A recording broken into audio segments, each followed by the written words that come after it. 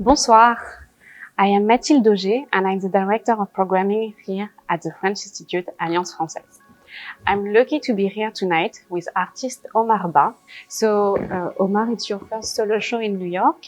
You will actually have two exhibitions, one at the Gallery TEMPLON, opening in New York tomorrow on Wednesday, September 7th, and your other solo show here at FIAF, opening on Friday, September 9th.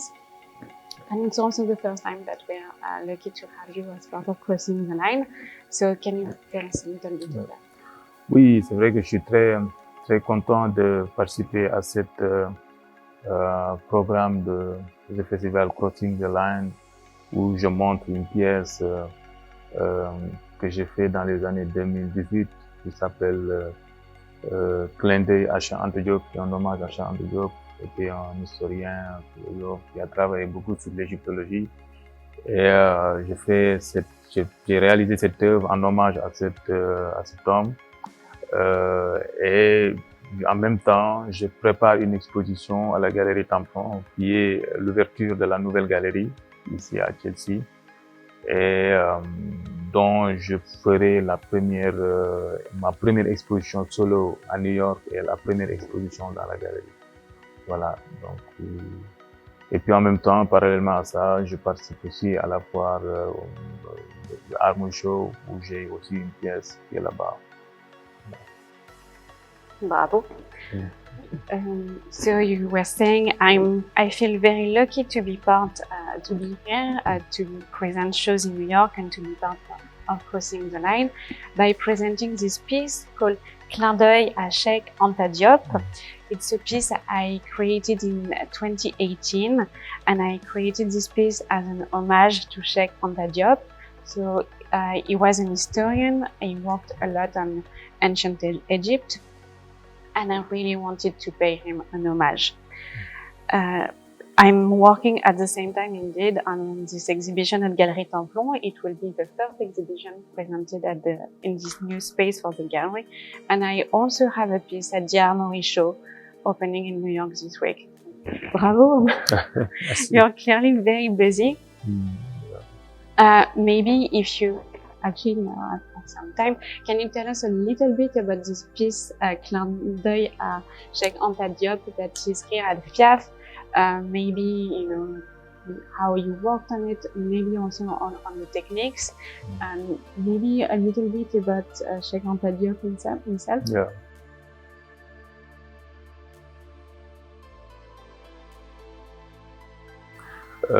Je commencerai par l'homme. Je pense que Cheikh Anta Diop, en tant qu'Africain, de plus en plus, il y a beaucoup d'Africains qui le connaissent, qui font des recherches sur ses écrits. Lui, il a beaucoup travaillé sur l'égyptologie. C'est le premier à avoir écrit dans son livre Nation nègre et culture que la civilisation, les first civilisations égyptiennes était une civilisation d'origine africaine. Il avait fait ses recherches en faisant le lien entre l'Égypte antique, l'Égypte, la Nubie et l'Afrique, en faisant des similitudes entre les pratiques au niveau des cultes qu'on retrouvait en Égypte et puis qu'on retrouvait un peu partout en Afrique, et aussi en montrant que les mêmes populations qu'on retrouvait dans une bonne partie de l'Afrique, que ce soit les Peuls, on retrouve les mêmes prénoms, pratiquement les mêmes rituels, les mêmes façons de faire, et au niveau aussi de la façon dont ils géraient leur mort, c'était pratiquement les mêmes cultes. Donc il a écrit ce bouquin et il a montré que l'Afrique n'est pas partie de rien, que l'Afrique a une histoire, et puis c'est pas l'histoire dont c'est pas l'histoire qu'on a appris la plupart du temps à l'école, mais c'est une histoire des fois qui a été mal expliquée ou des fois occultée ou juste cachée, en fait, voilà.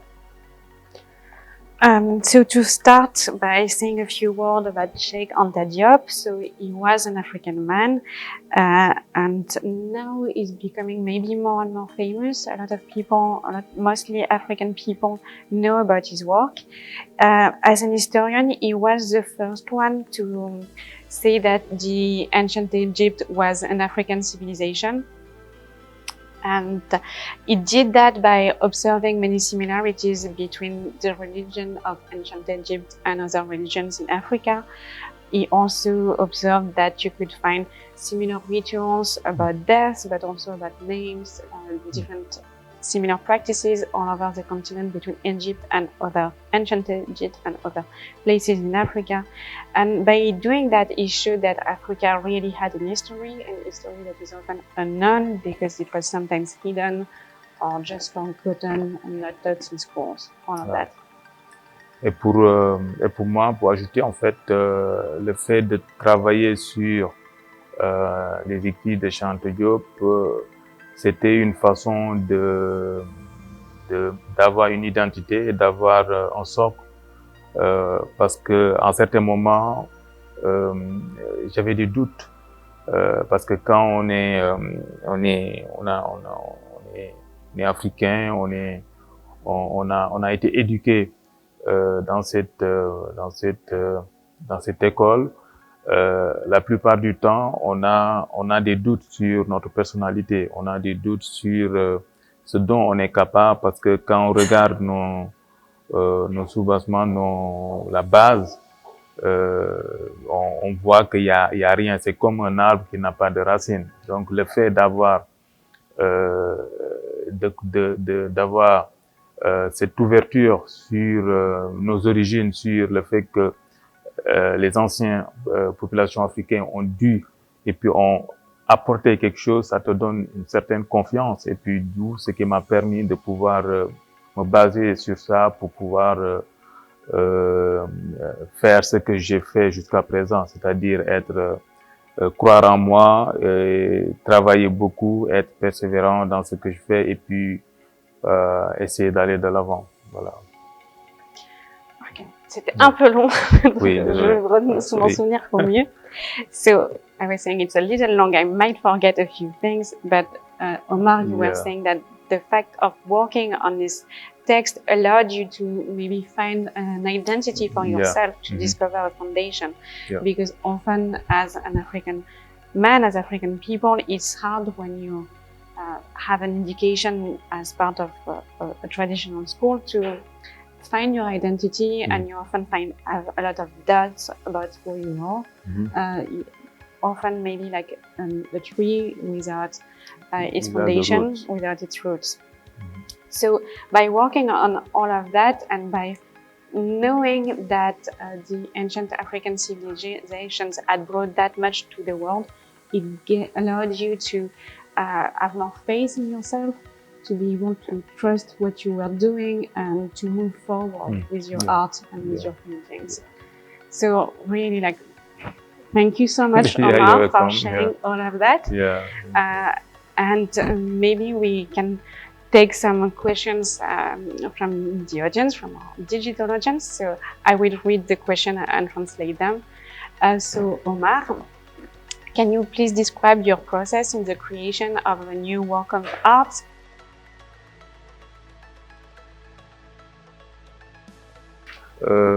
En fait, la plupart du temps, quand j'entame une création, une œuvre, je commence d'abord par réfléchir sur le support. J'essaie de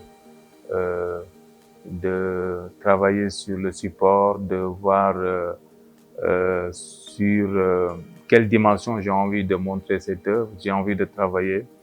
Et je choisis aussi la technique, quelle technique j'ai envie de travailler sur ça. Et après, je passe à l'étape de l'acte, parce que le plus important, c'est d'agir, en fait. Voilà, parce que des fois, il peut m'arriver d'être dans mon atelier et de rester des heures ou des journées ou des jours sans rien faire, parce que j'attends le moment.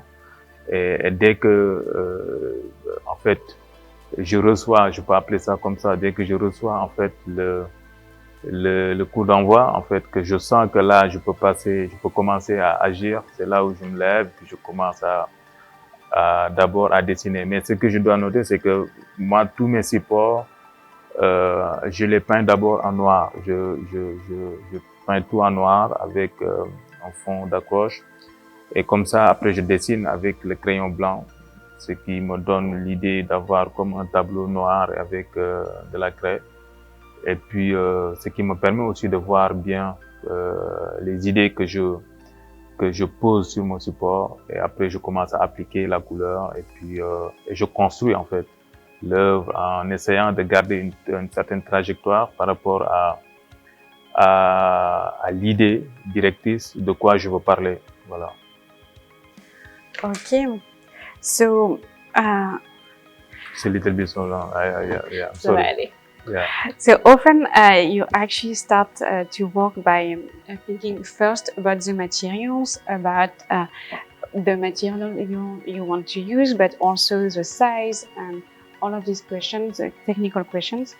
And you think about that, and then it's time to actually do the piece and do something, because this step, the step of actually doing something, is what matters the most. Sometimes you're spending days in your studio, kind of thinking and maybe waiting for this impulsion, and then finally you have it, you receive this impulsion to move forward, and that's when you're able to start actually working on the piece. And then you start by painting everything in black, and you draw the general ideas with a white chalk. And that process, the white chalk, allows you to really have a clear idea of what you want to do, where you want to go, and that's how you build everything. And you always try in this step to really keep your original idea in mind and not lose yourself on the way, I guess. So actually, it's a really good question for a transition, maybe to the next one, which is why did you use cardboard for this piece?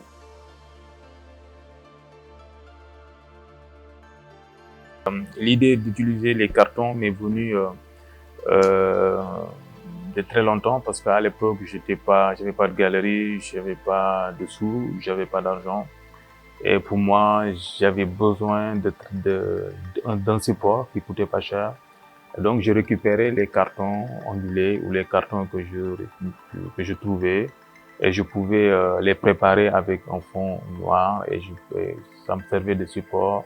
Et ça me permettait aussi de ne pas avoir de contraintes au niveau de la création, parce qu'acheter une toile qui coûte cher, tu réfléchis après à est-ce que je vais réussir la toile, est-ce que je dois faire de telle sorte que ça va pas être une toile perdue. Donc, du coup, ça te met des contraintes au niveau de ta liberté. Donc, d'où l'idée que j'étais parti pour travailler sur du carton.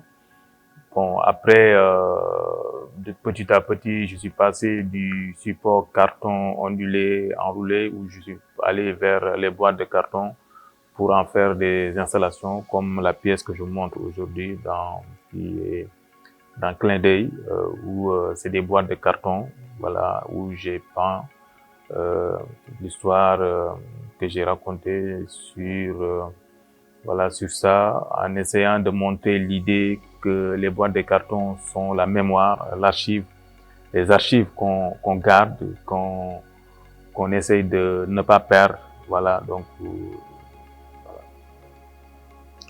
Thank you. So at first you started using cardboard because you didn't have a gallery, you also didn't have any money, and it was a cheap material, something that allowed you to work and to express your creativity without economical pressure. You could really express yourself without any constraints. And then from there, you kind of move from cardboard, classic cardboard, to moving boxes.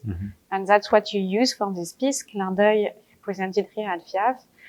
And so you painted this homage to Cheikh Anta Diop on the moving boxes as a way to show how memory can be archived, really. This idea of using moving boxes as a reminder this process of archiving the memory of the world. So Omar, like really, thank you so much for taking the time to speak with us today. And for all of you at home, we are very much looking forward to seeing you at Gallery TEMPLON on Wednesday and at FIAF on Friday, September 9th. The opening will start at 6 p.m., will end at 8 p.m. and Omar will be there, so you will have another opportunity to ask all of your questions. Thank you so much.